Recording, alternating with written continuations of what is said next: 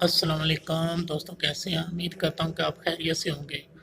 دوستوں، جیسے کہ آپ کو پتہ کہ آج 21 رمضان ہے، تو 21 رمضان کو آپ کو پتہ کہ مولا علی کے سر پر ضرب لگائی تھی۔ وہ بھی ایک مسلمان نہیں تھا، اس کا نام تھا عبد الرحمن ابن ملجم۔ بہت ہی افسوس ہوا کہ ایک مسلمان نے جو حق پہ خلیفہ تھا اس کو قتل کیا، ان کو شہید کیا۔ تو پہلے آپ یہ ویڈیو دیکھیں تو پھر بات کرتے ہیں۔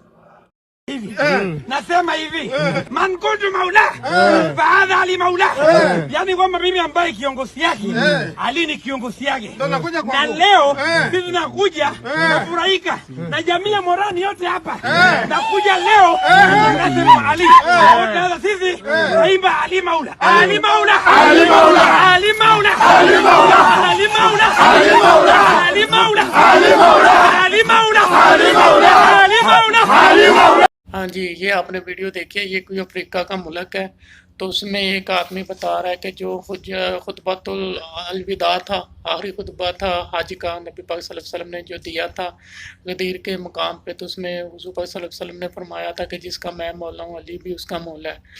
تو جب حضرت علی کی شہادت ہوئی ہے تو تقریباً پورے 100 سال علی کا نام لینا بھی ایک جرم بن گیا تھا۔ تو ابھی ایک وقت آ گیا کہ ہر کوئی علی کی عظمت کو مان رہا ہے، علی کی بہادری کو مان رہا ہے، وہ علی کو اپنا مولا مان رہا ہے۔ تو ہمیشہ حق ہی کا ہی حق چھا کے رہتا ہے، حق کبھی مٹتا نہیں، ہمیشہ باطل ہی مٹ جاتا ہے۔ تو آج ہر ایک کی زبان پہ مولا علی، مولا علی، علی کا ذکر ہے۔